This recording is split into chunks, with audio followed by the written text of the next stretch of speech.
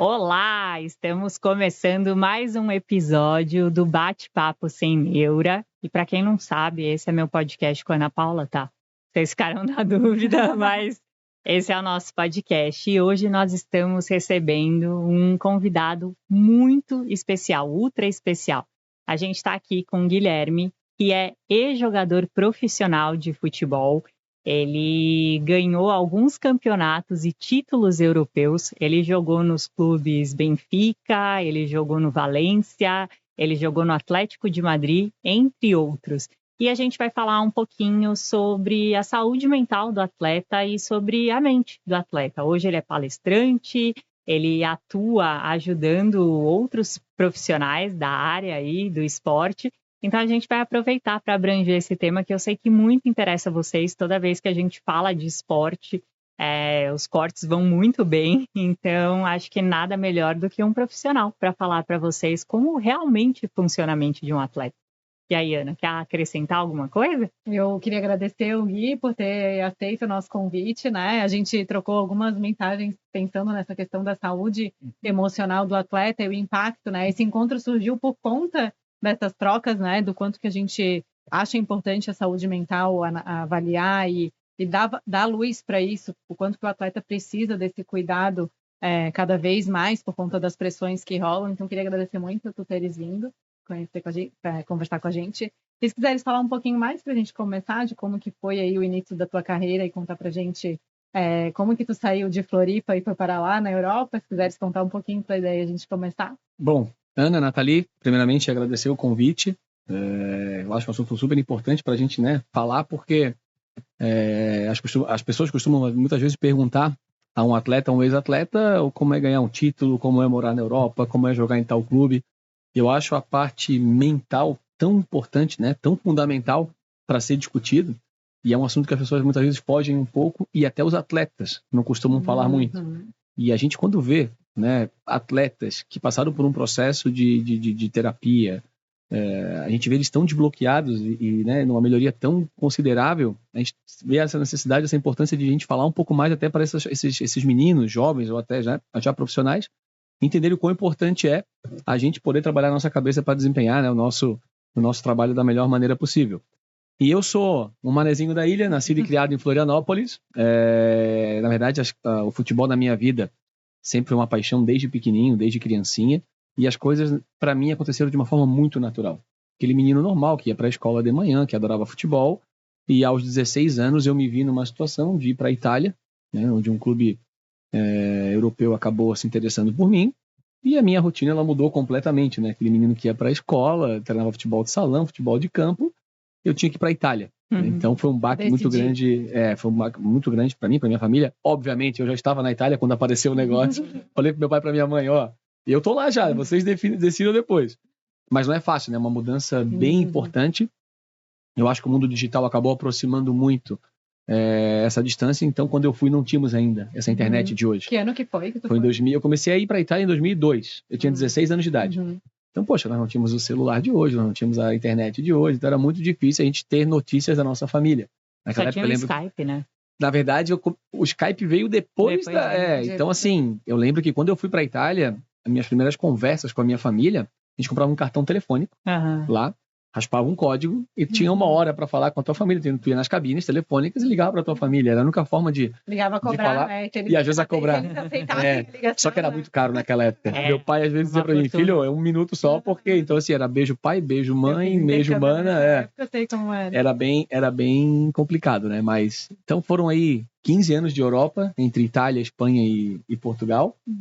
E agora vamos aqui, né, bater um papinho, falar um pouco, obviamente, dos clubes que eu passei, da minha carreira, mas tocar nesse assunto tão importante, né, que é a parte mental dos atletas, não só dos atletas, né, eu acho que a família também, as pessoas que estão ao redor do atleta, elas são tão importantes, né, quanto a carreira, porque são pessoas que vivem o nosso dia a dia, que vivem as nossas angústias, nossas indecisões, então tenho certeza que vai ser um bate-papo super legal.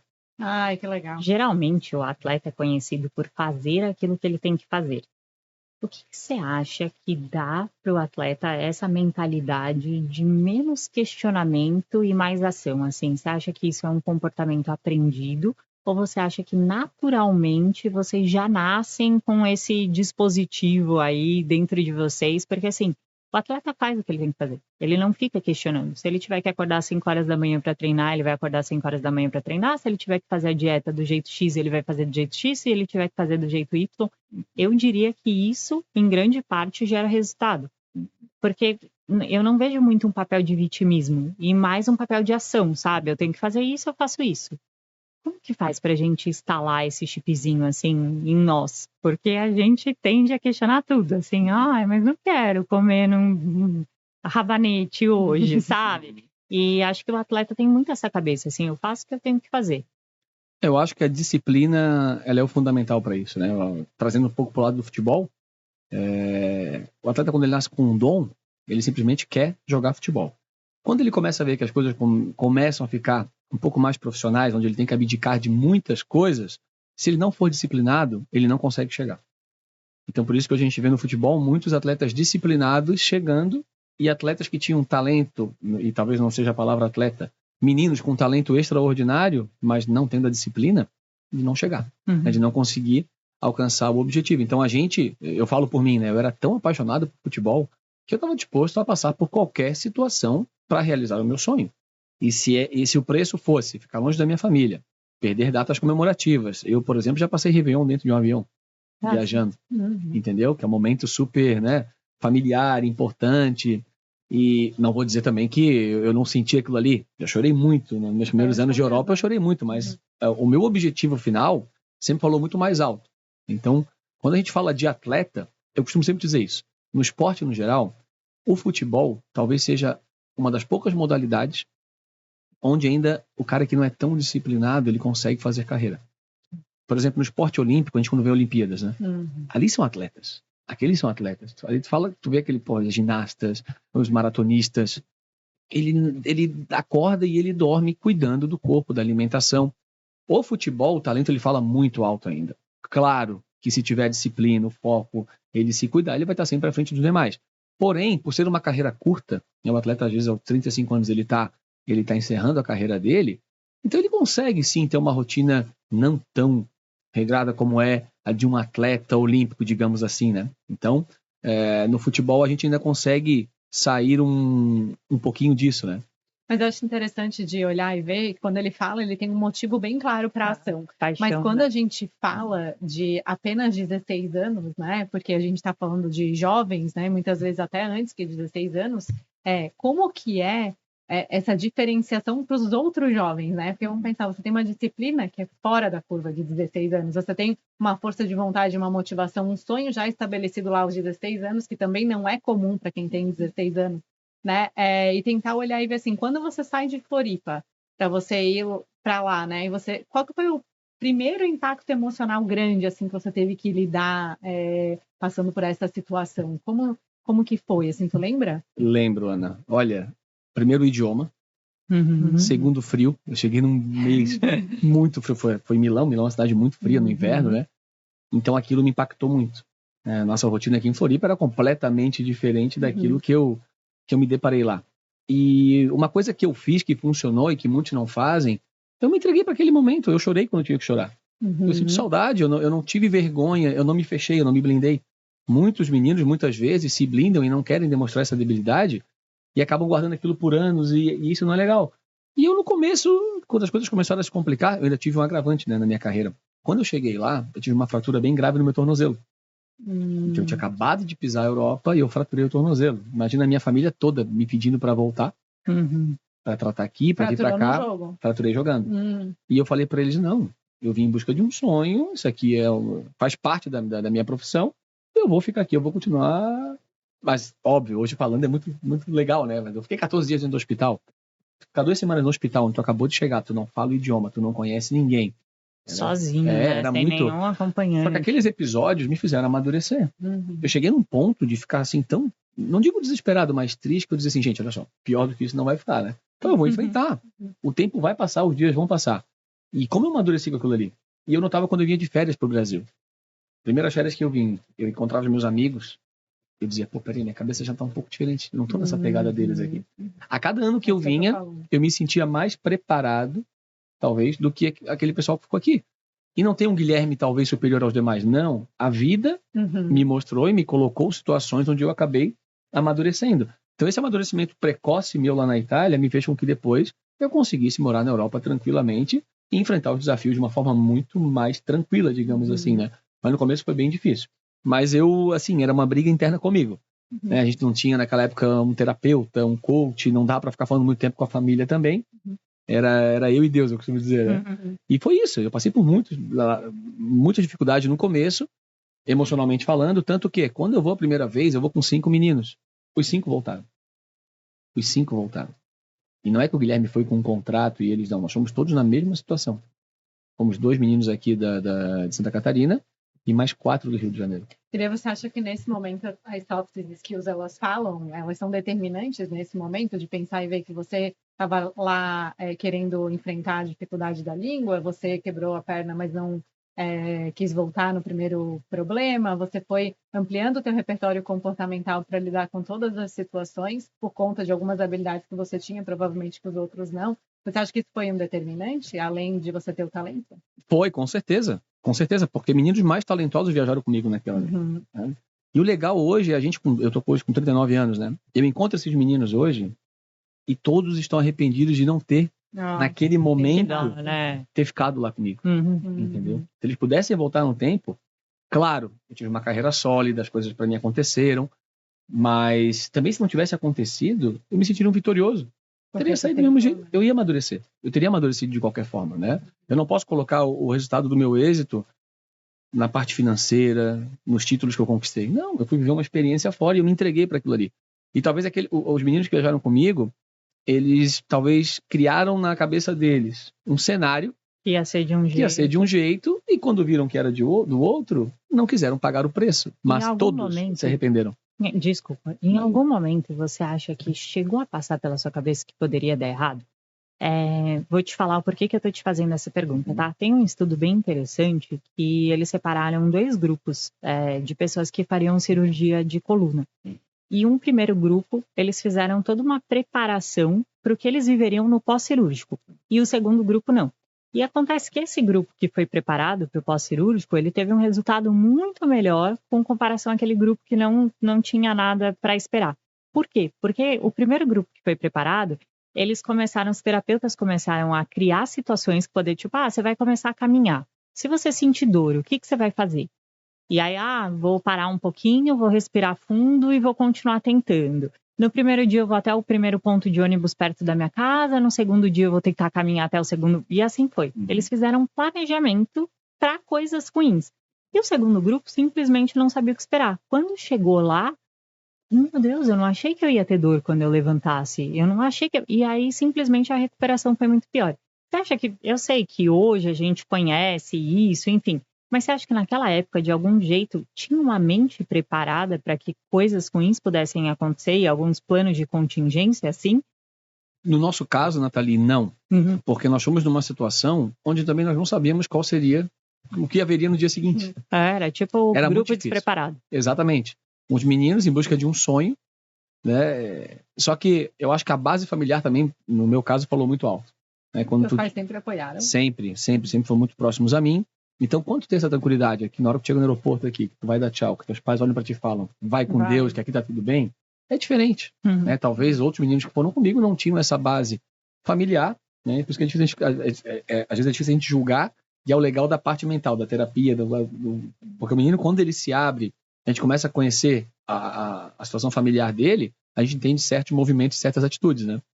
Então, eu coloquei um objetivo na minha cabeça quando eu fui com 16 anos. Eu falei pro meu pai e pra minha mãe, eu vou tentar até os 20.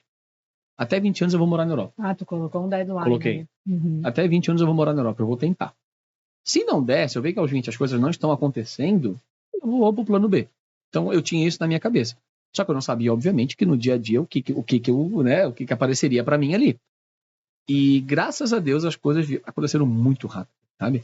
Eu chego com 16 anos, eu faço um teste na Inter de Milão, eu sou aprovado por eles me dão já a tranquilidade, né, de com 18 anos eu assinaria um contrato com eles. Então foi tudo muito rápido para mim. Eu não tive nem muito tempo de pensar, eu só fui, claro. As coisas só aconteceram porque eu me dediquei muito, né? Eu era muito focado e muito disciplinado. Então, quando eu vi, eu tinha um contrato já morando na Itália. Tudo aconteceu de uma forma muito rápida na minha vida, né?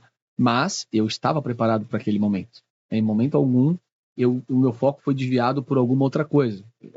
A minha disciplina naquele momento ela foi tão grande que nada me fazia desviar. Até um fato curioso.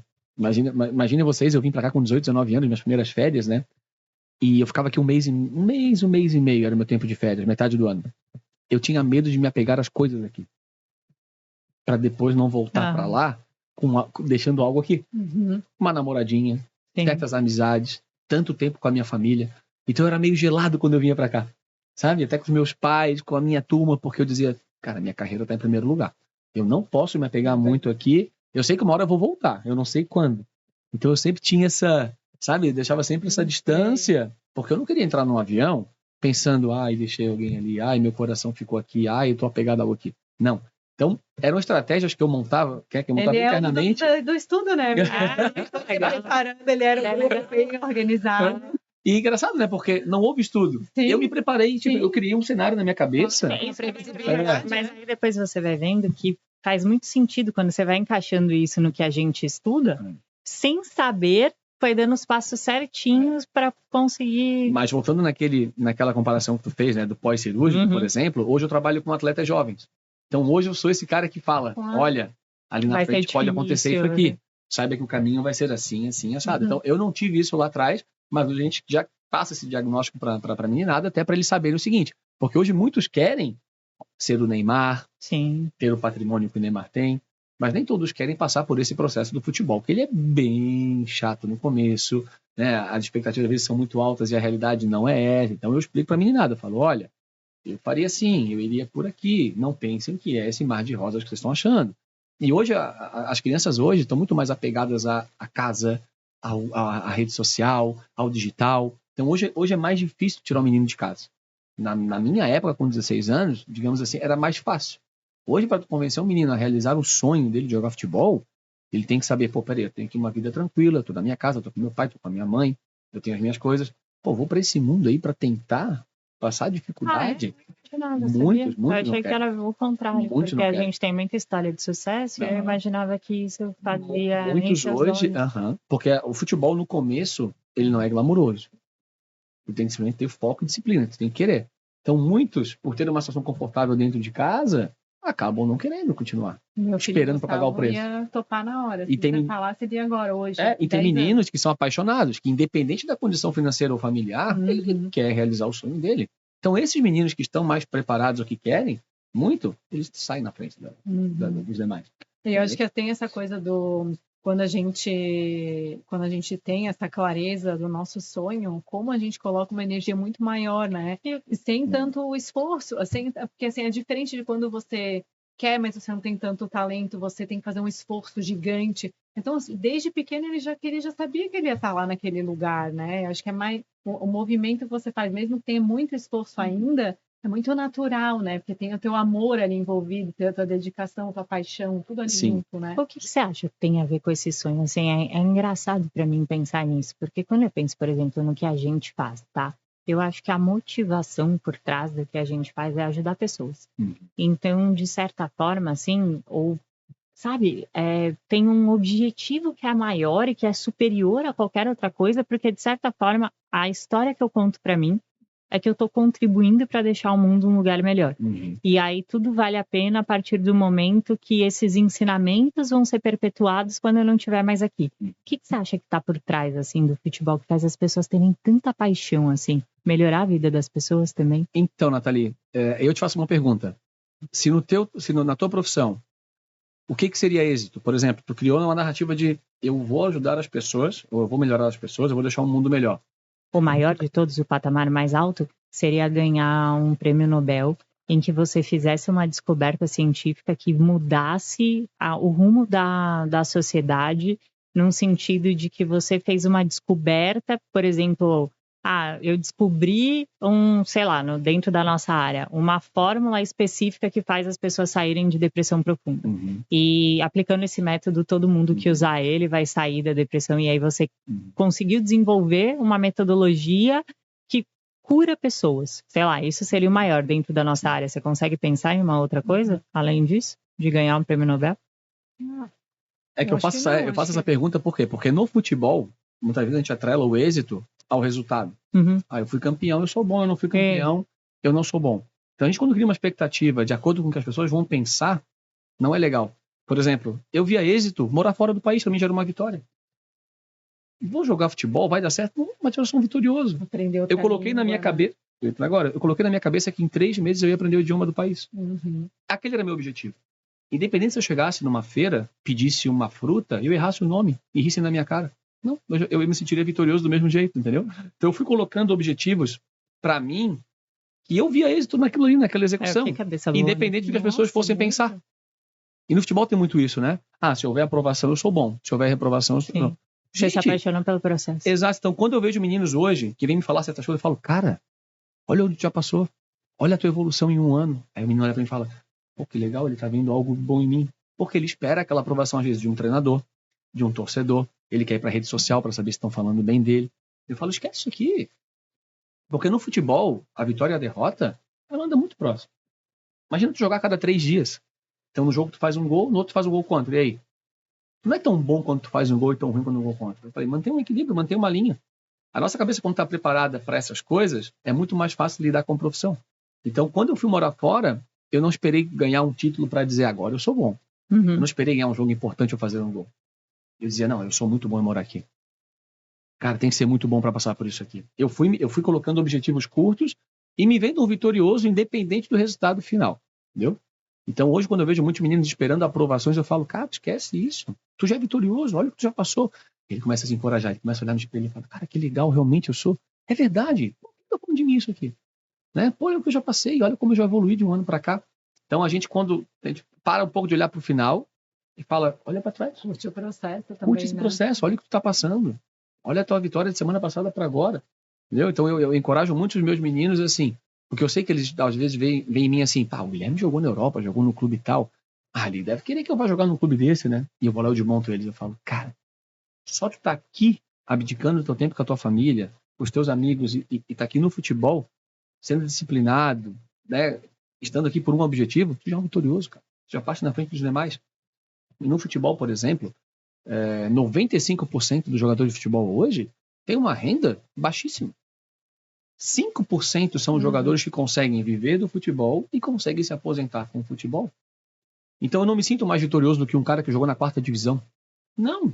O cara treinou tanto quanto eu, talvez até mais. O cara abdicou das mesmas coisas que eu. O sonho dele era o mesmo que o meu. Por que eu sou um vitorioso e ele não? E o que você acha que faz com que a pessoa chegue lá e as outras não? Você acha que é disciplina?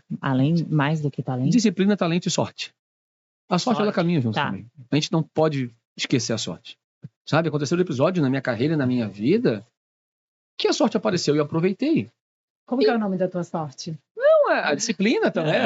A disciplina, a coragem, tudo isso, obviamente, nos aproxima da sorte. Mas eu digo, quem que te achou? Porque eu achei tão lindo que outro dia eu escutei num lugar e falava assim, o nome da minha sorte é o fulano, né? Então, E eu acho que ele converge com tudo isso que você está falando, mas às vezes a gente está num lugar certo, na hora certa, né? Converge com tudo que a gente tem de melhor, né? E eu fiquei pensando, quem que é o nome da tua sorte? E ligando um pouco isso, eu falo para os meninos, quando eles estão ali desacreditados ou não estão tão felizes, eu falo, cara, a oportunidade ela parece muito menos. Isso. Às vezes num restaurante tu vai conhecer alguém. Isso. E aquele cara ali vai te proporcionar alguma coisa lá na frente. Sabe? Então, às vezes não é no dia, né? Às vezes você faz um contato e aí passa 2 anos, aí a pessoa te manda uma mensagem e você fala assim, caramba, tipo, fulano que eu conheci há 2 anos atrás e só fui simpático. A minha sorte, olha, engraçado, tá? Eu com 15 para 16 anos de idade, eu joguei a CBF, que é a Confederação Brasileira de Futebol, organizou um torneio aqui em Balneário Camboriú de seleções de estados para jogadores nascidos de 86. Né? Então eu fui convocado para a seleção de Santa Catarina. Então eram seleções de estado. Paraná, São Paulo, Bahia, enfim. E eu fui representando a seleção de Santa Catarina. Nesse torneio, no jogo que eu me destaquei, olha que engraçado. Eu explico isso porque ele é o cara que me viu, ele contou a história depois. Tinha um olheiro italiano vendo aquele jogo, tinham vários caras, né? Pessoal da CBF para ver jogadores para convocar para a seleção brasileira sub-17 e muitos olheiros, sabe? São olheiros. Pessoal que vem de fora da Europa para captar atletas aqui. Eles vieram para ver um atacante da equipe adversária que eu joguei. Uhum. Então o foco deles foi ver um menino da seleção, um atacante da seleção goiana. E, pô, você sabe que aqui na Bonaire, em Camboriú tem um campo aqui, que agora me fugiu o nome, ele fica um pouco mais ali para cima, então de noite bate muita neblina muitas vezes, e tu não consegue ver o campo direito. Naquele jogo especificamente, eu abri o supercílio. Eu tive um choque de cabeça, abri o supercílio e me enfaixaram. Então eu joguei com a cabeça toda enfaixada. E o lateral corria pra caramba, ia pra cima e pra baixo e tal. E aquele italiano que foi ver o atacante, começou a ver aquele magrelinho ali. E aquele cabeça, tinha muita neblina, não dava pra ver direito, você via aquela cabeça branca pra lá e pra cá. Ele começou a me olhar contra os olhos. Ele falou, peraí, eu vou ver mais um jogo dele. Ele veio ver o meu segundo jogo. Eu fui bem. Ele ligou no cara que trabalhava com ele lá na Itália e falou assim, olha, o atacante ele é bom, tá, mas eu vi um lateral aqui que eu tô gostando, já vi 2 jogos dele, eu quero ver o terceiro. Ele viu mais um jogo meu. Legal. E eles gostaram de mim, então imagina que a minha vida era escola de manhã, treinar no Figueirense de tarde, treinar futsal à noite.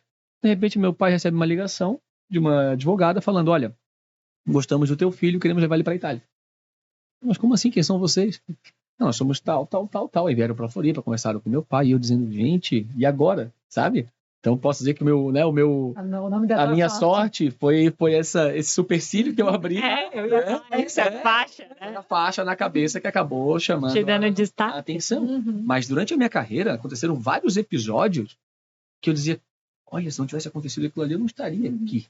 De uma eliminação de um campeonato importante, tu não aparecer mais, sabe? De tu conquistar o teu espaço dentro da equipe, sabendo que tu tem um concorrente ali na mesma posição que tu, que é tão bom quanto tu, até melhor, mas às vezes o cara se machuca e tu aproveita a oportunidade, ou vice-versa. Então tem muita coisa que acontece durante a nossa carreira que, pô, faz toda a diferença. Então eu sempre coloco a sorte dentro, porque, claro, a competência, a disciplina, ela é fundamental. Mas quantas pessoas competentes, disciplinadas, a gente vê que não conseguem chegar? Por isso que eu te fiz essa pergunta mesmo, porque é a mesma coisa com um cantor, por exemplo, né? Às vezes você vai assistir um The Voice da vida e você vê que os caras que estão ali, sei lá, no meu julgamento, leigo, assim, às vezes eu acho melhor do que os jurados. Falo, meu Deus, essa pessoa é muito boa cantando, é melhor do que quem tá ali julgando, mas aquela pessoa que tá julgando chegou em algum lugar que aquela pessoa que tá se apresentando não conseguiu chegar, e talvez com relação a talento exista exatamente mais ou igual. Eu acho que tem em todas as profissões, né? Se a gente for olhar e ver, né? Que tem um elemento sorte, mas tem gente que faz e chega num lugar e outras pessoas não, né? E sabe uma coisa que eu fiquei pensando muito que a gente fala da questão do ambiente, né? Como o ambiente, ele importa na hora que a gente... no nosso dia a dia, né? E avaliando isso, pensando no teu deslocamento daqui de Floripa, que era um ambiente bem familiar, que você já conhecia e tal. Quando você vai para lá, que você consegue, né, com a cabeça que você tinha, pensando numa cabeça ótima, né, Nathalie, de curtir o processo e tudo mais, você acha que o ambiente lá favoreceu você a você conseguir executar e viver o teu sonho no dia a dia? Ou ele era um ambiente hostil, um ambiente onde não permitia que você... e você teve que lutar ainda contra o ambiente também? Não, o ambiente favoreceu. Favoreceu porque a maturidade que a Europa me trouxe foi exatamente essa. Eu saí daqui de um clube que eu era apaixonado, mas às vezes, né, com 15, 16 anos, a meninada, ela tá ali jogando futebol, ela também tem outros objetivos, enfim, né, ela tá fazendo outras coisas ao mesmo tempo. Quando eu pisei em Itália, quando eu cheguei no clube, eu falei, caramba, aqui todo mundo é muito focado, sabe? O pessoal se exigia muito, então a gente acaba se contagiando daquilo ali. Então eu me deparei com um ambiente completamente profissional, dedicado. Os meninos, poxa, e quando eu falo dedicado, não é só no treino, não. É com a roupa, é com os detalhes, sabe? E eu falei, caramba, isso aqui não estou acostumado com isso. Isso aqui realmente é muito diferente. Então a gente vai se contagiando com aquilo ali. Então o ambiente que eu peguei na Europa foi completamente diferente ao que eu tinha aqui no Brasil. Então aquilo ali me trouxe um amadurecimento porque eu queria colocar em prática depois aqui. Então até hoje a gente fala assim, o futebol europeu, ele é muito melhor que o futebol brasileiro. Peraí, depende. Eu acho que o talento está aqui. Agora, talvez o profissionalismo, né, as escolas boas estão lá. Porque o que eu vi lá na Europa, de meninos dedicados, disciplinados e focados, é uma coisa absurda. Você jogou alguma vez no Brasil, em algum time, depois que você saiu no time de base, né, e foi pra lá? Nunca jogou em nenhum time do Brasil? Eu comecei profissionalmente... Ninguém contratou você, ninguém especulou? Na verdade, Ana, eu tenho uma lesão grave no meu... Essa lesão que eu falei pra vocês que eu tive com 18 anos, me fez parar com o futebol aos 30. Eu parei muito cedo a minha carreira. Eu fui obrigado a parar, né? Me obrigaram a parar, a minha lesão me obrigou a parar. Então, quando eu voltei pro Brasil, tive sondagem dos clubes, todos os clubes podem imaginar do Brasil aí, eu recebi sondagem, mas o meu tornozelo estava muito mal já, muito mal. Eu fiz 5 cirurgias nele, enfim. Então ele pediu um descanso. Então aquilo fez com que, né, eu tivesse que recusar esses clubes, né? Mas era uma vontade minha, assim, jogar no Brasil profissionalmente, talvez encerrar minha carreira aqui, né? Porque eu saí muito cedo, então eu queria também ter esse nome aqui no meu país. Ia ser muito bom para mim, pro pós. Você pode ser um treinador? Eu adoro falar de futebol, eu adoro falar de tática, mas eu hoje não me vejo numa rotina de um treinador. Talvez com conhecimento, sim, mas eu hoje não quero mais abdicar de certas coisas da minha vida para poder me dedicar àquilo ali. Eu digo hoje, Nathalie, com 39 anos. Sim. Talvez com 45, me entre essa vontade e eu diga, agora quero viver essa experiência. E um narrador, assim, um comentarista seria? Olha, já me falaram. Eu não vou procurar essa situação. Se aparecer um dia, eu não digo que eu não vou analisar. Porque hoje em dia dá pra você mesmo criar, sei lá, aquela canal do YouTube, com sabe? Certeza. E de repente, nossa, isso faz muito sucesso, assim, porque o pessoal faz aquelas narrações de lutinha, não sei se vocês já viram, que é super... Sim. E de repente você pega alguma coisa, traz alguma coisa, fala de mentalidade, o que você acha que fez com que aquela jogada fosse tão genial, ou... É que assim, Nathalie, de 15 anos de Europa, eu diria que 7 anos eu remei muito. Nossa, eu batalhei muito. E os outros 7, digamos que eu aproveitei, e aí eu curti, cheguei onde eu queria, digamos assim. Então sabe quando tu chega na linha de chegada e tu fala... Tô cansado. Agora eu quero descansar. Por quanto tempo eu não sei, mas eu preciso descansar. Então eu encontrei também no mundo do agenciamento de atletas, que é o que eu faço hoje, eu consigo mesclar o meu trabalho com a qualidade de vida. E usando o futebol, né? Usando o futebol. Eu tô dentro do futebol, eu tô inserido. Claro, não de uma forma assim tão incisiva como é hoje como treinador. Treinador eu acho que é a profissão que mais, digo, no mundo do futebol, que mais trabalha. Ele é o primeiro a chegar, ele é o último a sair, ele analisa os adversários, ele analisa os jogos anteriores. O atleta tem que chegar ali e treinar e tal. E eu achava que era exigente. O treinador é 3 vezes pior. 3 vezes pior. Então eu não, sabe, não me despertou ainda. Que recai a culpa sobre ele, assim. Eu tenho um pouco de dó, sabia? Porque a pressão é tremenda. Começa a perder jogo, aí, sei lá, perde 3 jogos, aí desliga o treinador. Aí você fala, nossa, como assim? Não é toda uma equipe? Parece que a culpa sempre recai sobre o treinador, assim. Imagina a cabeça de um treinador. Ele tem a esposa, ele tem os filhos e ele recebe uma proposta em São Paulo. Mas ele vai para São Paulo sabendo que esse contrato dele de 2 anos pode ser que dure 3 meses, 2 meses. Às vezes então ele fala para a família, fiquem aí e vamos vendo de acordo. Ele tá abdicando também. Sabe? Ele tá morando dentro de um hotel. Aí o cara tá com 50 anos, ele tá bem financeiramente, ele tá super bem resolvido com tudo, mas ele tá vivendo aquilo ali. É a paixão, é a disciplina. É o amor. Não é a necessidade, é o amor. É o amor que faz o cara ficar ali. E eu falo, eu hoje não tenho essa paixão eu tenho entendimento, conhecimento. Foi a minha vida, futebol, eu respirava futebol. Mas a minha lesão, que me incomodou tanto, e todo esse tempo de Europa, me tirou um pouco essa vontade de, quero continuar de novo. Não. Tu quer outras coisas, né? Eu quis outras coisas e eu quero hoje passar para os meninos mais jovens, da minha forma, na minha velocidade, aquilo que eu vivenciei. Né? E eu costumo dizer que tive também sorte, hoje eu tenho um menino que trabalha comigo, que é o Wesley, né? Que é um atleta que está na seleção brasileira, que está na Roma da Itália, menino que nós pegamos ele aqui em Santa Catarina, e a trajetória dele é super vitoriosa, super bacana, e esse trabalho que a gente faz com ele ele é maravilhoso, sabe? Então ele é um trabalho prazeroso hoje fazer dessa forma. Não me vejo ainda em outra área, mas gosto de me comunicar, gosto de falar, não de cá. Pode ser que num futuro aí próximo eu parta para essa área. Eu posso te fazer uma pergunta meio nada a ver? Assim? 2. É só curiosidade, tá bom? O que você tá esperando da nossa Copa? Você acha que a gente tem chance real, assim? Essa é boa, hein? Essa é boa. Vamos jogar naquele... como é que é o nome daquele que a Luana, aquela que é bailarina, aquela de aposta lá, aquela... Como é que é o nome? Flash? Sabe como que é? Aquele daquela... como é que é a plataforma que ela criou de aposta, previsão de Deve futuro? ser... Não tô sabendo. Não, aquela bailarina de Joinville que ficou a bilionária mais rica do Brasil. Eu vi isso aí. Mas não me aprofundei. Ela tem um negócio que é uma plataforma de aposta de previsões.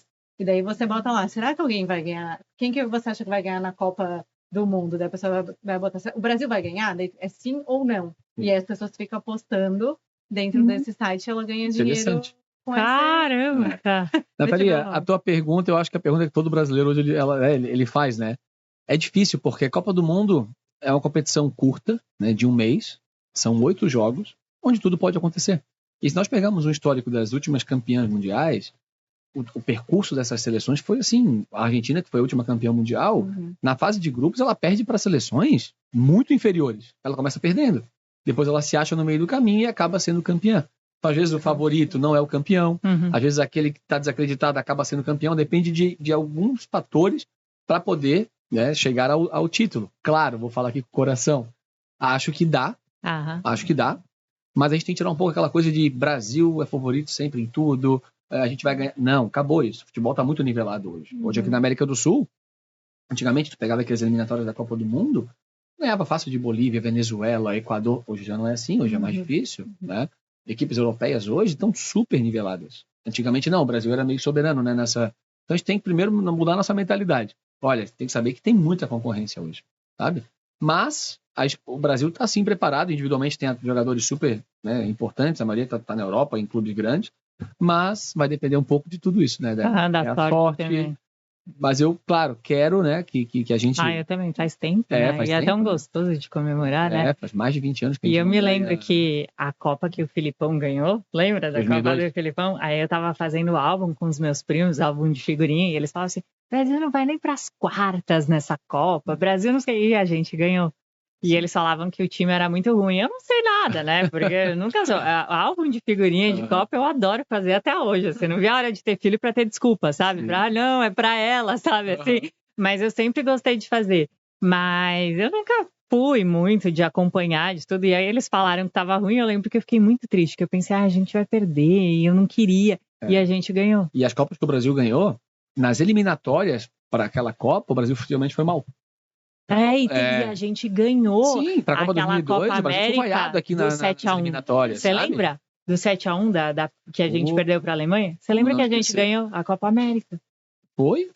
14, Eu acho que sim. Vê aí, se eu não tô falando besteira. Mas eu acho que sim. Perdeu, era a Copa. Não, 7-1 sim, a Copa América. Tá. Outra Aqui vem antes. Aqui vem antes, tá. Aqui vem antes da Copa, lembra? E aí a gente ganhou, porque eu lembro que eu fiquei muito feliz, assim. Eu acho foi 2004, o Brasil ganhou a Copa América, da Argentina.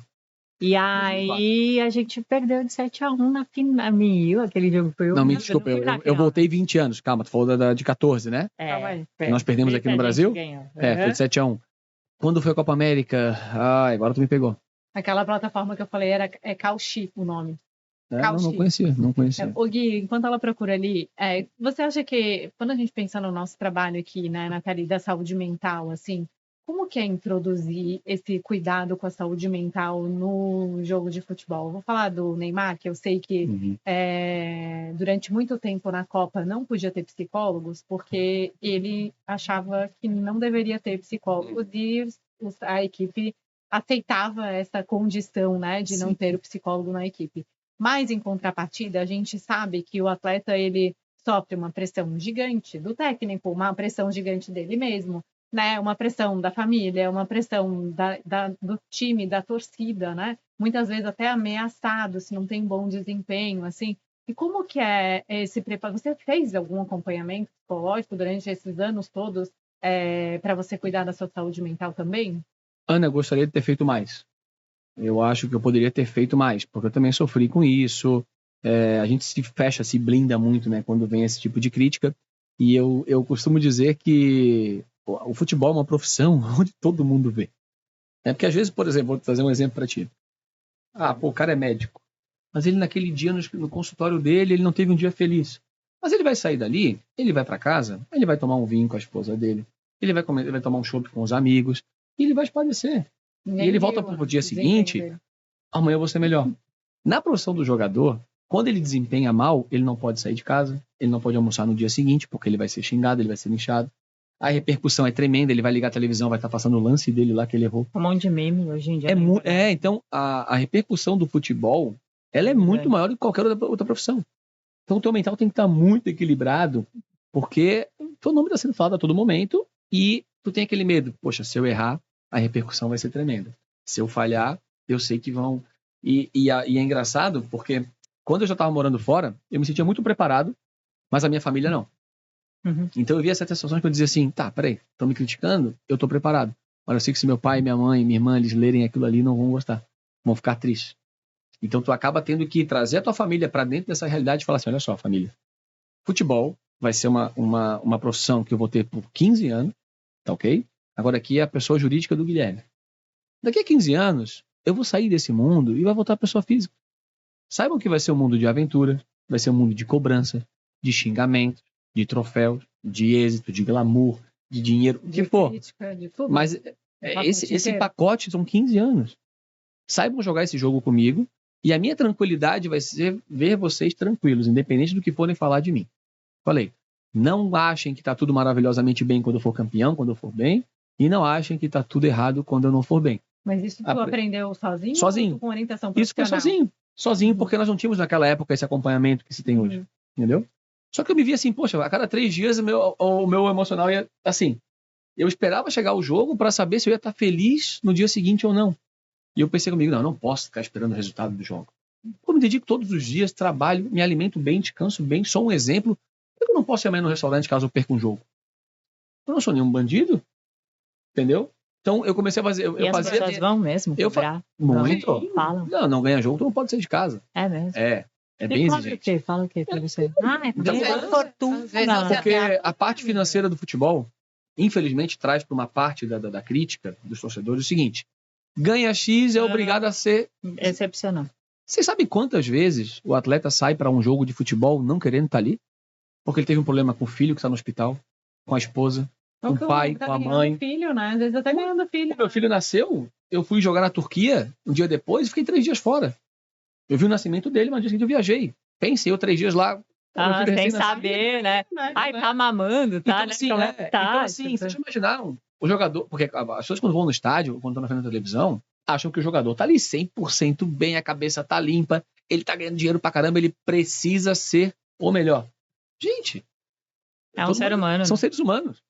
Então a gente também traz as nossas debilidades pra dentro do futebol muitas vezes. Eu já fui pra vários jogos, a cabeça não tava só pro futebol. Tava pra outra coisa. Então quando as pessoas começarem a entender também o peso que o atleta carrega, elas vão ser mais tranquilas, elas vão dar um pouco mais, né, de credibilidade pro atleta, vão ser mais pacientes. Não existe isso hoje na bola. Mas aqui no Brasil, tu vai no jogo de futebol hoje, os caras vão pra desabafar e o que tem ali não é um ser humano, é um boneco que tem que estar sempre 100%. Não é assim, sabe? Indo nessa mesma toada, assim, faz diferença a torcida e a não torcida? Tipo, o que você escuta da torcida ali é um motivador para fazer você desempenhar melhor? Faz muita diferença? Faz de verdade mesmo. Faz diferença. Porque o pessoal xinga pra caramba também, né? Mas assim, a gente já sabe que é um pouco a cultura do futebol. O futebol é um esporte que mexe muito com o emocional das pessoas. Então a gente sabe que vai ter xingamento, vão ter elogios. Agora, é o que eu sempre falo pros pais. Eu tenho um filho que gosta de futebol, teu filho joga futebol, Ana. Eu trago mais para os homens isso. O homem que geralmente é um pouco mais assim, um pouco mais bruto nesse sentido, digamos assim. O cara vai no estádio, ele xinga todo mundo. Aquele não presta, aquele não vale. Mas quando ele vai ver o filho dele, ele não quer que ninguém xingue o filho dele. O filho dele tem que ser o melhor do mundo. Aí eu falo assim para ele. Falei, pai, qual o sonho do teu filho? É jogar um dia no... Vamos trazer para nosso estado, no Avaí, no Figueirense, certo? Aí eu falo pro pai, tudo bem, pai, tu acha que ele vai ser um vitorioso quando ele chegar na equipe principal do Figueirense? Pô, claro, imagina, time profissional. Aí eu falo, e quando tu vai no jogo do Figueirense, tu xinga os jogadores? Sim, quando faz algo errado, sim. Eu falei, se o teu filho um dia chegar lá e tiver no jogo do Figueirense, tu vai xingar o teu filho? Não, meu filho não. Vamos lá. Todo mundo ali é filho. Uhum. Só porque não é teu, tu vai xingar? Filho, tem pai. Ali tá cheio de pai de família, de filho, cara. Então, se o teu filho chegar no Figueirense, tu não vai ele como vitorioso, independente das prestações dele, se ele estiver bem ou mal no campeonato, jogando bem ou mal, tu não vai dizer assim, pô, que orgulho do meu filho, ele chegou no Figueirense. Tu pensa que cada atleta que tá ali em campo tem uma família por trás que se orgulha, tá feliz com aquilo ali. Então parem de achar que o atleta vai chegar todo sábado, todo domingo e vai fazer coisas mirabolantes, extraordinárias. Não. Quem chegou ali já é vitorioso pra caramba. Sabe? Então vamos ter um pouco mais de paciência, porque quando for um familiar teu ou teu filho, tu não vai gostar. Tu vai ter sim a paciência necessária. Tu vai brigar com o cara do teu lado quando xingar o teu filho. Né? Então isso é o que acontece na bola, né? Então, por eu ter jogado, quando eu vou aos estádios, eu falo, cara, se eu pudesse mudar a cabeça dessas pessoas, porque elas não fazem ideia do quão importante elas são pro processo. Quando o atleta tá em campo, que ele viu que ele errou, mas ele tá sendo apoiado pela torcida, ou pelo próprio treinador, que ele vê que tem um ambiente querendo o bem dele, ele desempenha, isso aí é fato. Agora, quando ele sabe, puxa, errei uma, errei duas, estão pegando no meu pé, ele não quer mais a bola, ele não quer mais jogar. Ele tá torcendo para que o jogo acabe, porque ele quer sair daquele ambiente ali, porque vira um ambiente hostil. Eu sei, claro, pô, Guilherme, tu quer mudar o futebol de uma forma que nunca vai acontecer. Eu sei, o futebol já tem essa exigência, essa paixão, essa coisa das torcidas, toda essa emoção. Sei, tudo é possível. Mas a gente pode, de uma certa forma, ir moldando. Por exemplo, cada eu fazendo não o seu tinha papel. pensado com esse olhar, então mudou pra mim totalmente. Lógico, obviamente, eu nunca xinguei ninguém, porque eu não xingo pessoas, Por isso que eu independente falei, da... Mas, enfim. Por isso que eu falei homens, porque geralmente é o pai. A mãe sempre torce. A mãe tá sempre feliz, independente eu fui, tá, Ana, sendo bem sincera, assim, assistir um jogo, eu adoraria, assim, ir no estádio e tudo mais, eu nunca tive a oportunidade, mas às vezes até em casa, né, você fica, tipo, não sei o quê, tipo, o pessoal tem mania de xingar assistindo, sei lá, você tá num barzinho, alguma coisa, não sei o quê, eu já nunca fui essa pessoa, mas olhar com esses olhos me fez ainda pensar diferente, eu posso levar esse discurso para pessoas que estão próximas a mim, Sim. e aí essas pessoas podem, tem toda a razão. E pensar no ambiente que tu pode estabelecer dentro da tua própria Nós estamos aqui casa. no podcast, certo? Hoje o pessoal tá vendo aqui a Nathalie. Isso, e aí esse corte performa super bem, 3 milhões de pessoas assistem, de repente. São 3 milhões de pessoas que vão mudar a forma delas de... E sei lá, um pouquinho que a gente vai fazendo, vai chegando, porque é isso. Se tu tivesse visto a minha semana, hoje aqui, né? Estamos um dia, a gente se conheceu hoje, por exemplo. Se tu tivesse visto a minha semana toda, tu estaria me vendo hoje com outros olhos. O Guilherme que eu já conheci, que eu já sei como é. O futebol, infelizmente, só mostra o cara no dia do jogo.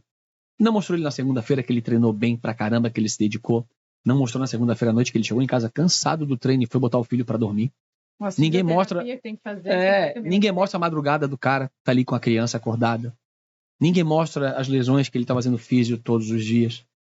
Aí tem aquela desculpa de sempre, né? Mas ele ganha muito pra isso. Não. 95% dos jogadores não estão ganhando. E estão fazendo tudo aquilo ali. Pô, pra ter que ser xingado no final de semana? Cobrança não é uma coisa. Casa, é a profissão, é o preço da profissão. A cobrança, ela vem. Agora, a falta de respeito entendeu? é outra. Assim. Até quando tá com a família, nada justifica. E eu não achava que o pessoal tinha coragem de falar pessoalmente, porque assim, uma coisa é você xingar no grupo, uma coisa é na internet, uma coisa agora pessoalmente, eu não achei que o pessoal ia. Acontece muito. E no Brasil, infelizmente, mais. Lá na Europa existe uma cobrança, mas na Europa... O europeu vê o jogador, o atleta lá no caso, mais como um ídolo, sabe? Caramba, viu o jogador tal, ele vem, ele pede foto e tal. E a cobrança dele é diferente. É uma cobrança meio que coletiva. Aqui no Brasil, não. Aqui no Brasil é uma cobrança bem direta e desrespeitosa, muitas vezes até ameaças. Ele recebe, não só ele, como a família. Então, pô, o que o cara fez de errado para estar sendo ameaçado de morte? E assim... Entendeu? Quem nunca errou no trabalho, não é? É impossível, assim, sendo independente da sua profissão, você pode ser a pessoa mais renomada do mundo na sua área. Você vai cometer erros, porque a gente é passível de erro, a gente é humano, não tem como. O problema aqui no futebol é isso, né? Você pode ser o melhor dos melhores, alguma coisa você vai fazer, algum dia você não vai estar bem e faz parte, né? Exatamente. Sabe que eu fiquei pensando um pouco quando está falando do futebol, que futebol é um time, né? Então, assim, você divide uma responsabilidade junto com várias outras pessoas. Mas o preparo, você acha que é muito diferente o preparo de um time, pensando você como indivíduo dentro de um time, e de um atleta que desempenha uma carreira, por exemplo, a Raíssa, que é individual, né? O João Fonseca, que joga tênis, que é individual. Você acha que o preparo emocional ele deve ser similar, levando em conta o atleta, ou o fato de vocês terem um esporte coletivo, essa responsabilidade ela compartilhada, ela minimiza um pouco os impactos emocionais? Interessante a tua pergunta, Ana. Eu conheço bem o Thiago Pereira, nadador olímpico, nosso medalhista olímpico, né? E o Thiago fez uma reflexão um dia comigo que eu nunca tinha pensado. E eu falei, é verdade. Ele, assim, a gente falando um pouco sobre o pós, né? Ele também encerrou já a carreira dele, eu encerrei a minha, a gente começou a conversar. E eu comecei a contar um pouco dos ônus do futebol. E ele assim pra mim, Gui, sabe o que é? Todos os dias eu ficar 6 horas embaixo d'água olhando para um azulejo, meu Deus, sem ouvir ninguém, sem falar com ninguém. Tendo que estar informado. Quando eu ia pra piscina, era eu e o azulejo, e silêncio. E eu nadando. Eu falei, cara, é verdade, imagina tu todos os dias tem que estar ali. Futebol não. Pô, futebol tem 25 caras ali do teu vestiário. Tu consegue falar sobre a vida, sobre a família, tem momentos de pô, tu vai uma muito, piada, muito, né? muito. A responsabilidade, talvez, do futebol seja, assim, maior, digamos, que a da natação. Mas o esporte individual para o esporte coletivo existe uma diferença, né? O meu time não depende só de mim para ganhar. O do individual, sim. A Raíssa precisa dela. Né? O Thiago Pereira, no caso, precisa dele somente. O Gabriel Medina, se não estiver concentrado no dia, a empresa dele não funciona. Se não tiver onda que ajude ele, né? Já a gente não, né? No futebol eu tô ali, lateral esquerdo, beleza. Eu faço parte de uma cadeia que tá ali, que todo mundo tem que funcionar. Mas eu posso comprometer. E o meu time ganhar. Não tem esse problema. Agora, o individual, com certeza. E ainda acho o esporte individual ainda mais necessitado de um trabalho mental, psicológico, porque é uma exigência muito grande, sabe? É uma responsabilidade muito grande mesmo. E você já botando a tua camisa, assim, né? Você já sentiu o peso de você ter que ser o jogador que decide um jogo? Decidir um jogo, não. Mas eu sempre carreguei um peso da minha família, por exemplo, dos meus. Hoje eu represento uma empresa, hoje eu sou uma empresa e eu tenho pessoas que estão dentro dessa empresa. Não digo que dependem de mim, né? Mas sim, vivem a minha vida, respiram a minha profissão. Então esse peso eu carreguei sempre por muito tempo, né? De querer ver todos bem, de querer que todos... Financeiramente deles dependerem de você? Assim? Também, mas não digo nem depender. Eu acho que quando o atleta ele começa a performar, que ele começa a mudar de vida, automaticamente ele quer que os seus também mudem. E é muito difícil hoje tu pegar uma família que fale assim, olha, nós somos super agradecidos, a vida tá tranquila, se quiser ok, se não quiser te amamos do mesmo jeito. Eu tive esse privilégio, né? Eu nunca tive problema com a minha família quanto a isso.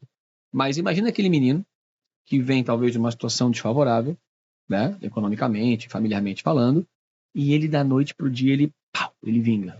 Ele começa a ganhar muito dinheiro. Ele não está preparado para aquele momento, a família não está preparada para aquele momento, mas ele começa a realizar os sonhos dele. Aí a família está vendo, caramba, olha como ele tá. Também quero. Aí vem o tio, vem a tia, vem o primo, vem a prima, vem o pai, vem mãe, vem irmã, vem vó, vem... Todo mundo acaba querendo também usufruir um pouco daquilo ali. E se o menino não tiver cabeça para delegar aquilo ali e padronizar e falar, calma aí, não é assim. É muito difícil. E poucos têm essa mentalidade de falar, não, pera, minha profissão, mas ela é curta. Eu preciso ganhar aqui bem, porque com 35 eu parei e eu tenho mais 50 anos de vida no mínimo aí para viver do que aquilo que o futebol vai me dar.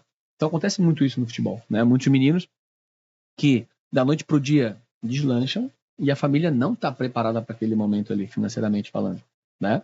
Então o legal do futebol é isso, é tu ter que fazer o menino amadurecer. O Wesley é um exemplo de amadurecimento, né? O Wesley é um menino que a gente leva ele pro Flamengo, ele performa em um ano muito bem, vai para a equipe profissional do Flamengo, foi renovando o contrato, assim, subindo salário muito rápido. Foi ele que tu levou outro dia para fora? Foi, a gente levou ele para Roma esse ano, Então, assim, tá tudo acontecendo de forma muito rápida na vida dele. E tu tem que falar para ele, cara, vem tu, vem tua família, vamos todo mundo evoluir, vamos todo mundo melhorar. É relativo, né? Tu tá falando rápido porque daí deslanchou, mas quantos anos antes ele já treina, né? Porque, exatamente. Às vezes a gente também tem essa dimensão do rápido que é proporcional, né? Porque provavelmente ele já joga muitos anos. Desde os 11 anos de idade. Né? Então aí é um rápido de quando ele teve a sorte. É mais o financeiro. Mas o rápido que eu digo é mais a parte financeira. Muitas vezes você não tá preparado. Porque assim, é muita grana que entra. E o assédio começa a ficar muito grande. Então, além do dinheiro do futebol, você tem acesso a fazer dinheiro por conta do futebol, né? Patrocínio, propaganda. É que o futebol é das poucas profissões que tu consegue realizar vários sonhos em pouco tempo. Porque todo mundo está acostumado a, peraí, eu tenho um sonho na minha vida. Então tu vai aos poucos, né? Colocando o tijolinho ali para tu chegar no teu objetivo final. O futebol, às vezes, por um momento, por um gol que tu fez, muda a tua vida. Tu te depara com um contrato no dia seguinte, 20 vezes mais do que tu vem falando, peraí, dá para realizar vários sonhos aqui num dia só. E tu não tá preparado para aquilo. Então o futebol, ele traz isso para ti. E o dinheiro mexe com as pessoas. Não adianta. Até as pessoas mais instruídas, tu colocar muito dinheiro na mão delas, elas vão, às vezes, tomar mais decisões. É muito difícil. Então, imagina um menino que vem de uma situação, né, às vezes desfavorável, nunca teve aquilo na vida dele, e ele fala, isso aqui, eu quero realizar meu sonho. Eu quero meu carro, eu quero essa casa, eu quero viajar para lá, para cá, eu quero dar isso pro pai, pra mãe, pra mãe. É normal o começo ser um pouco assim. E depois a gente vai fazendo o quê? Vai lapidando. Vai explicando para ele o seguinte, olha, é uma carreira curta. Tu quer manter um padrão da tua família legal? Então saiba investir, faz o dinheiro rodar. Quando os teus juros começarem a vir para ti, aí sim, você investir no teu patrimônio. Então tu acaba educando os meninos também financeiramente nesse ponto, para que não fique somente jogar dinheiro. Vou jogar, vou ganhar dinheiro. Vou jogar, vou ganhar dinheiro. E depois tem a vida que ele não vai saber lidar com essas situações, né? Mas é bem assim, é bem complexo, é bem... E o que você acha que é mais difícil de administrar? O dinheiro ou a fama? Eu acho que uma coisa está ligada à outra, né? Eu costumo dizer que o dinheiro é mais importante do que a fama. A fama, enquanto a câmera está te gravando, os holofotes estão ali, tu és importante. Acabou a fama, tu tá caindo no esquecimento. O dinheiro não. O dinheiro bem utilizado, ele é para tua vida inteira, né? Então eu costumo dizer para os meus atletas, cuidem mais do dinheiro do que da fama. A parte financeira ela é muito mais importante do que a fama. Obviamente, na profissão do futebol, por exemplo, né, que a gente está falando mais aqui, a fama ela é inevitável. Mas o atleta ele sai dos holofotes muito rápido. Eu parei num dia onde eu jogava no Atlético de Madrid, por exemplo. Pô, sabe que tu tá jogando lá na Europa e toda a família no sofá vendo aqui. Tá o mundo todo vendo o teu jogo. Joguei contra os melhores jogadores do mundo, Real Madrid, Barcelona, Messi, Cristiano Ronaldo, Neymar. Você jogou? E eu estar ali, sabe? E eu falar, cara, que loucura isso aqui. Que legal. Mas hoje, já fazem 8 anos que eu encerrei minha carreira, eu não vivo daquele jogo. Eu vivo do dinheiro que eu ganhei daquilo ali. Mas tu tem esses contatos? Quando pensa assim, né? Tu realizou o teu sonho, que era ser jogador de futebol, mas o que essa realização... Que outro sonho tu realizou fora do futebol, que o futebol te proporcionou? O da minha família, né? De trazer independência para os meus pais. Isso aí foi... Quando eu assinei meu primeiro contrato profissional, o meu primeiro empresário na época, o italiano que me viu aqui em Camboriú, ele assim para mim, a gente foi jantar no restaurante, ele assim para mim, olha, eu costumo sempre presentear um atleta meu quando ele assina o seu primeiro contrato. E ele deu um exemplo, ele assim, eu dei uma Ferrari para um jogador egípcio que eu tenho, falou assim, e dei uma outra Ferrari para um jogador sueco que eu tenho. O que tu quer? Eu falei, eu quero uma casa para minha família. Aí ele olhou para mim e falou, meu Deus, um brasileiro que pensa numa casa. Eu pensei que só queria um carro. Tá? Ele falou, tu vai longe. Mas saiu natural de mim aquilo ali. Claro que com 18 anos eu também queria um carro. Mas você pensou ali. Eu pensei naquela hora, eu falei, não, eu quero uma casa para meus pais. Porque quando eu estava no futebol, eu brincava com meus pais, eu dizia assim, olha, eu vou ganhar dinheiro. Principalmente quando eu não fazia os deveres da escola. Minha mãe vinha brigar comigo e dizia, mãe, eu vou jogar futebol. Ó, pronto, tá vendo? Isso é legal. Grava esses momentos, tá? Porque um dia vai dar pra mostrar. Eu dizia, mãe, não se preocupe, eu vou jogar futebol, eu vou realizar todos os sonhos de vocês. A mãe vinha, brigava comigo. Ana, menino, vai estudar e tal. Então, eu acho que o meu maior prazer foi esse, né? Foi poder ter mudado a vida da minha família e proporcionar, né, aos meus pais e a mim mesmo também, coisas que se não fosse futebol eu não ia conseguir. Né? Eu saí de uma realidade, claro, não me faltava nada, mas também eu não conseguiria ter a vida que eu tenho hoje. Só que o futebol, ele tem um lado frustrante também. É muito legal falar de futebol quando tu consegue viver a tua vida pós-carreira de uma forma bacana, sem ter que baixar o teu nível de vida. Agora, tem muitos atletas que vivem esse glamour, pô, jogou em clube tal, ganhou muito dinheiro, poxa, mas hoje não conseguem ter esse padrão de vida. Então ele começa o quê? Emocionalmente, sim, não tá preparado para a queda. Ele sai dos holofotes, ele acha que ele ainda tem... Não, acabou, cara. O futebol, quando acaba pra ti, eles fecham a porta e vem outro no teu lugar. Acabou, meu amigo. Não tem essa.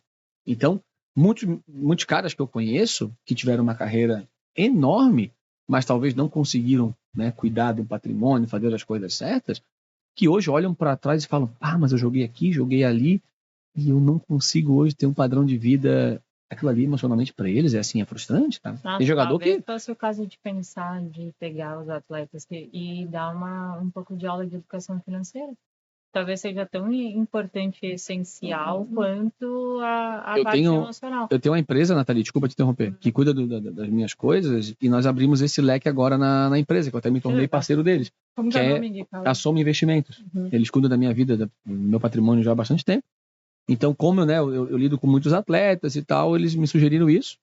Então, eu e o Verdun, Fabrício Verdun, nós abrimos esse leque para atletas e ex-atletas para investimento financeiro. E não só investimento, né? Acaba sendo uma educação financeira. Então, mas a gente só atletas podem investir, pessoas comuns não. Não, também pode.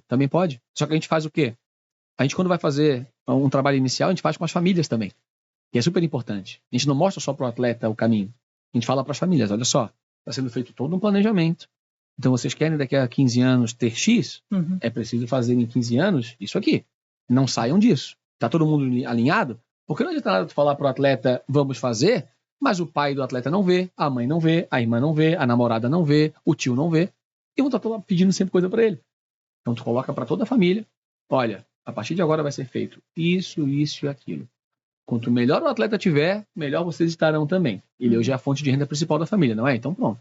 Vai todo mundo jogar junto com ele, e lá na frente vai todo mundo usufruir também. Pode ser? Estamos alinhados? Ok. Então depois a empresa acaba fazendo reuniões mensais, né, com os relatórios, enfim, como são as coisas, e isso é super bacana, porque o atleta, quando ele começa a ver... Isso é essencial. Quando ele começa a ver, pô, que legal, pô, mas se eu investir X, caramba. Porque eles novinhos, eles não têm esse entendimento. A gente não tem nada disso no Brasil. Eu acho que o pior da psicologia, para mim, assim, o meu maior desafio foi esse, porque assim, você tem uma profissão que você tem a sorte e o privilégio de poder trabalhar de uma forma autônoma. Que eu sempre vi isso como um privilégio, assim. Só que em contrapartida, você esquece que você não vai ser só psicólogo, você vai ser administrador, você vai ser contador, e a gente não aprende nada. Hoje sim. E assim, o começo é você com você. Então, assim, hoje eu tenho uma empresa que faz o financeiro, faz a cobrança dos pacientes, que faz a parte da... Mas no começo era eu que tinha que fazer meu imposto de renda, eu que tinha... Então, assim, e você é confuso, você não sabe fazer... Eu não sabia cobrar, eu morria de vergonha de cobrar, eu achava que se eu cobrasse, o paciente ia sair. Então, assim, é um monte de coisa que você tem que trabalhar em você, porque você deixou de ser o psicólogo e você passou a ser a empresa, né? E a gente não tem nada disso, a gente não tem isso na graduação, que dirá, assim, nada de educação financeira, de nada. Tanto que eu acho que, sei lá, você vê o dinheiro, você quer comprar alguma coisa, você fala, ganhei 5 mil, o que eu vou fazer? Sabe? O que eu posso comprar com... Então, e nunca esse pensamento de, eu vou guardar esses 5, quando esses 5 me renderem 300, sei lá, eu compro alguma coisinha, né? E a melhor decisão que eu tive na minha vida foi, com pouca idade, ter procurado profissionais que sabiam fazer isso. Às vezes muitos se perdem porque querem sempre fazer, acham que conseguem e não sabem. Então eu, com 23 anos, as coisas já vinham acontecendo na minha carreira e eu não tinha esse entendimento, não tinha esse preparo. Então eu procurei profissionais para isso, coloquei a minha vida financeira na mão deles e, claro, a gente também começa a estudar, a pesquisar, né, o que é legal. Então, eu desde cedo, eu desde o começo da minha carreira, eu sempre tirei 85% do que eu ganhava para investimento e eu vivia com 15%. E se meu contrato é baixo, eu vou morar no apartamento de 1 quarto, eu não vou ter carro. Se meu contrato melhorou, eu vou para uma cobertura. Meu contrato está muito bom, eu vou comprar uma. Sabe, eu sempre fui de acordo com a minha carreira. Eu nunca dei um passo maior do que a minha perna. Então, entrava dinheiro, 85% para investimento. Mas... Não, é meu futuro. Então, eu comecei a estudar, a saber que tem que diversificar também. Então eu comecei a fazer isso e hoje eu tenho uma vida tranquila, graças ao que o futebol me proporcionou, trabalho com futebol ainda, mas são decisões lá atrás que a gente toma, sabe? Que hoje a gente faz toda a diferença. E quanto mais você sobe o patrimônio, maior é o gasto que você tem, né? Então, assim, talvez um segredo de pessoas que conseguem prosperar por muito tempo é isso, assim, elas não sobem tanto patrimônio. O cara tá ganhando muito dinheiro, mas ele continua morando ali no apartamentinho dele, aí quando ele vai para um outro, porque foi o que você falou, porque às vezes a pessoa pega, você vê na pandemia, vários artistas, cantores falaram que se quase faliram, e aí você fala, meu Deus, como que Leonardo da vida consegue, se ficasse mais um mês, falir, mas é porque é fazenda, são não sei quantos, e aí assim, é um padrão de vida tão alto para você manter, que você não tem direito de se aposentar. Exatamente. Você não consegue descansar, né? Você tá com 60 anos fazendo show, viajando para cima e para baixo, porque você não...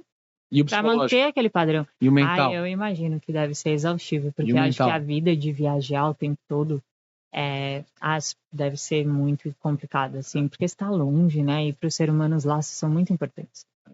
E é uma vida que continua sem você.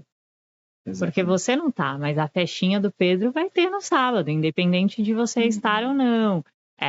Não sei, ainda mais, sei lá, sua esposa, a chance de você ser traído, acho que é muito grande, assim. Porque... Eu no começo, assim, eu lembro perfeitamente, Nathalie, 16 anos é a idade do descobrimento.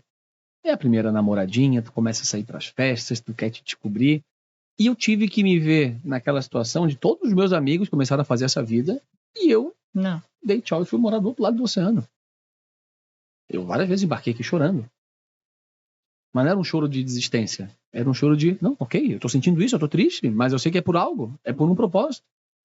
Só que eu não atrelava a vitória a, se eu vingar, se der certo, se eu ganhar dinheiro, eu sou vitorioso. Não, eu falei, não, é uma experiência que eu quero viver. Se eu voltar lá falando outro idioma, já sou um vitorioso. Se eu voltar de lá mais maduro, eu sou um vitorioso. Eu não vou ter depois problema de começar minha vida daqui novamente. Então eu tinha isso na minha cabeça quando eu fui embora, sabe? Falei pra vocês, até 20 anos eu vou viver o que tiver que viver. Uhum. Vou chorar o que tiver que chorar. Poxa, eu quebro meu tornozelo assim que eu chego lá. Eu falo, Aí eu comecei a brincar com essas situações. Eu dizia, Deus, tu tá me testando, meu gente, tu quer ver se eu sou forte ou não. Então, sempre que aparecia um problema, eu colocava uma brincadeira no meio e dizia, eu vou passar. E a gente passa. A gente, quando tá na necessidade, quando tá naquele apuros, a gente passa, não adianta. E isso amadurece muita gente. Então, eu vi o quanto eu amadureci precocemente por conta disso, de estar morando sozinho, fora do país, ter passado por situações complicadas. Então, isso para mim foi fundamental. Depois, o restante da minha carreira, meu Deus, feliz da vida pro que der, que aparecesse para mim, porque eu já tinha esse calo, né, de ter passado por situações complicadas no começo da carreira, que depois, para mim, não tinha. E hoje até eu vivo assim, né? Porque eu já passei por tantas coisas no começo dela que hoje eu não tem coisas que não me surpreendem. Tenho a cabeça, né, graças a Deus, bem preparada para esses momentos.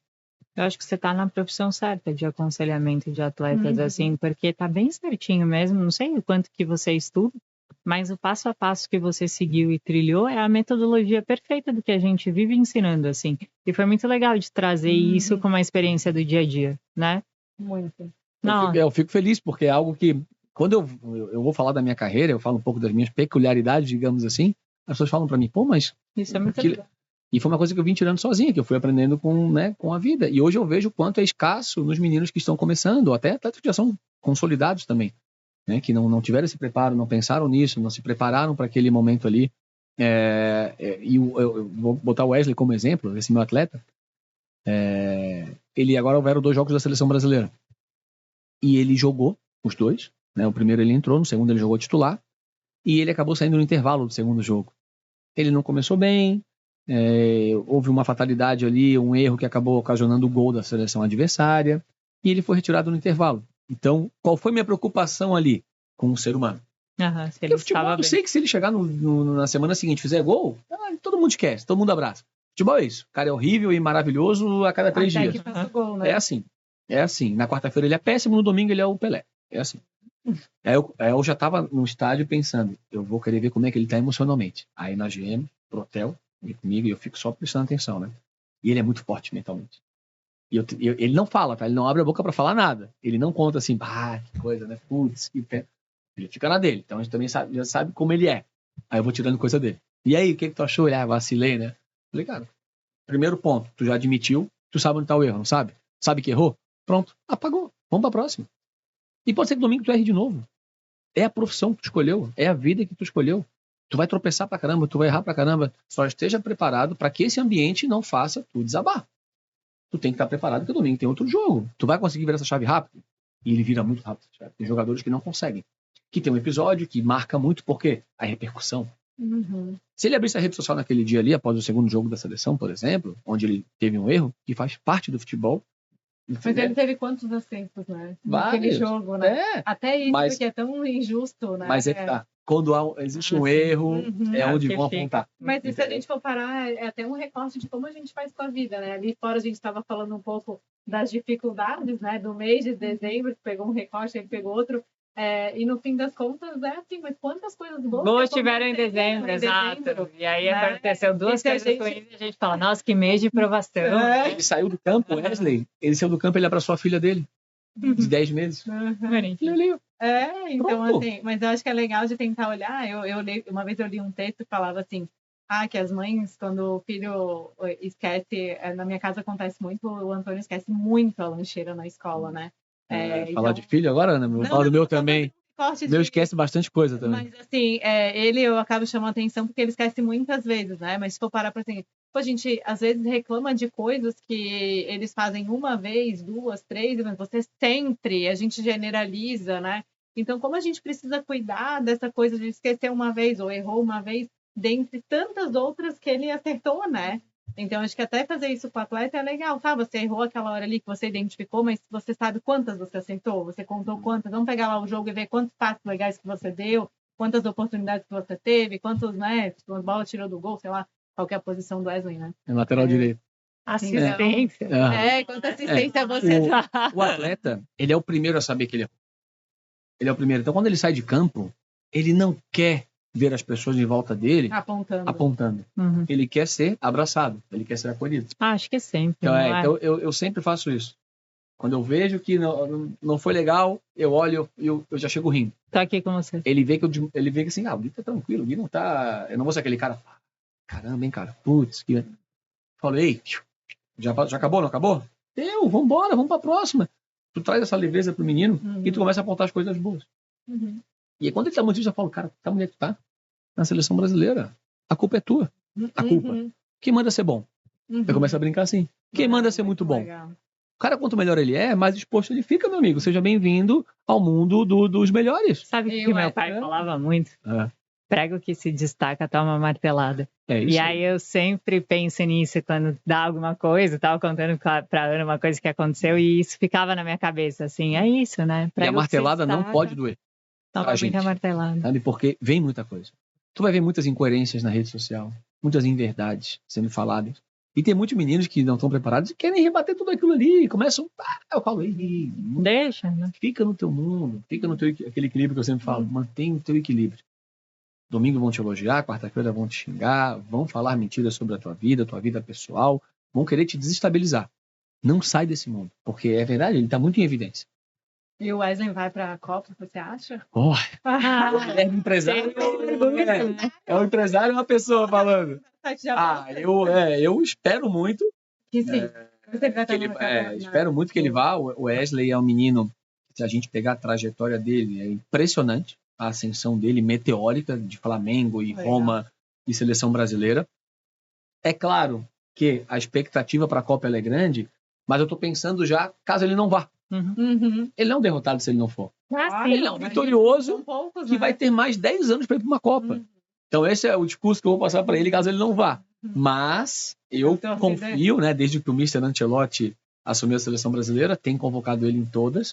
Falta só uma convocação agora, de março. Já tá. E depois vem a definitiva. A gente vai querer a figurinha dele do Se ele for para a Copa, fiquem tranquilos que isso aí... Isso é o de menos. Eles fizeram 3 álbuns, porque cada um quer fazer. Então eu tenho com quem trocar. Eles fazer o de capa dura que depois veio. Sim. E aí eu fui igual uma louca. Eu adoro, só que eu... figurinha com ele. Encontros no shopping, usada para trocar figurinha. Eu acho muito legal. Mas eu acho que para ele, né? A gente curte mais do que ele. Mas eu acho que ele vai. Ele tá desempenhando muito bem lá na Roma, ele tá muito bem, tá jogando até em outras posições, tá super engajado ali na profissão. E se ele continuar assim, ele vai. E o nosso treinador é muito bom, né? Muito bom. Todo muito mundo bom. fala, né? Ele é muito bom. É um excelente, né? Fora de série, então... para nós trabalhamos com ele, né? Fazemos parte do staff dele, tem um atleta na Copa do Mundo, poxa, é maravilhoso. Que o Neymar vai? Olha, esse aí não é dúvida. Eu quero que ele vá. Eu quero que o Neymar... Tem gente falando que ele não, que acha que ele não vai, né? Mas acho que ele vai. Até o Neymar é um produto que gera sempre debate e repercussão. Aqui no Brasil tá assim, a cada 3 dias sai a pauta. Ele faz um gol, será que ele tá pronto para a Copa? Aí ele perde um jogo, ele não tá pronto. Faz um pouco isso. A gente sabe o que o Neymar pode dar. E ele tem um peso, né? Que mesmo que ele não tenha um bom desempenho hoje, como as pessoas esperam dele, ele tem um nome forte. E no fim das contas, ter essa camisa forte na seleção, meu ponto de vista, né? Que não sou nada muito profissional de dar esses feedbacks, né? De jogadores. Mas eu acho que quando a gente tem alguém de peso no time, a gente tem uma motivação grande, né? Sem dúvida. Ter um bom desempenho. O Neymar continua sendo um líder pra gente. Claro que ele sabe melhor do que ninguém o que ele precisa fazer para chegar bem na Copa do Mundo. Não acho que ele é um atleta que tem que ser avaliado a cada 3 dias. Se jogar bem, se fizer gol, vai. Não, o Neymar é o último talento nosso que saiu aí nos últimos anos. Jogador completamente diferente. Claro que pode não estar fisicamente como estava há 10 anos atrás. Mas o Messi também não está, o Cristiano também não está. Mas para nossa seleção hoje, a figura Neymar tem um tamanho extraordinário, enorme. Então, eu acho sim que ele tem que ir. E outra, a gente tem que saber que ele tem que estar no grupo da seleção. Se ele talvez no momento da convocação ele não esteja entregando tanto quanto deveria, ele pode fazer parte do elenco. Ele pode compor elenco. Ele é um peso enorme para a seleção brasileira. Os adversários, quando vê que tem Neymar em campo, o Neymar está no grupo, é diferente. Totalmente diferente. Então, eu acho sim que ele tem idade, que ele tem ainda futebol para uma Copa do Mundo. E acho também que o futebol deve uma Copa ao Neymar. Assim como o Messi conquistou uma Copa, eu acho que o Neymar, pelo que ele fez no futebol, pelo que ele ganhou, o talento dele, ele merece uma Copa. Então, quem sabe, é o título que ele não tem. Seria ótimo. Quem sabe a gente não tem aí a felicidade de ver o Neymar campeão do mundo com a seleção no ano que vem. Gui, obrigada. De verdade. Imagina. Foi sensacional. Muito, já acabou? Muito legal. Tá rápido, né? Muito rápido. Dá vontade de conversar bem mais, né? Então, a gente fica com um convite, né? Um segundo round aqui para tu vires. Depois, quando o Wesley for convocado pra gente conversar. É verdade. Ou então, ver se ele quer vir junto contigo, falar. Se ele quiser. Nas próximas férias, eu tento convencer, mas se ele for pra Copa, eu me comprometo e a gente faz mais uma. Quando que é a convocação? Então, tem mais uma convocação em março. E aí a definitiva pra Copa deve ser ali pra maio, abril, maio. Pensem como é que eu vou estar até lá. Meu Deus do céu. O mental vai ter que estar em dia. Precisar de ajuda, a gente isso, exatamente. Pode ser que eu recorra a vocês. Então tá, muito obrigada, tá, por ter topado o meu convite, nosso convite para estar aqui. Foi muito gostoso o nosso bate-papo. Obrigada para todo mundo que assistiu e acompanhou a gente aqui até o final. Se vocês gostaram desse episódio, então não esqueçam de expressar a emoção de vocês aqui nos comentários e nos aguardem para o próximo. Muito obrigada. Até mais.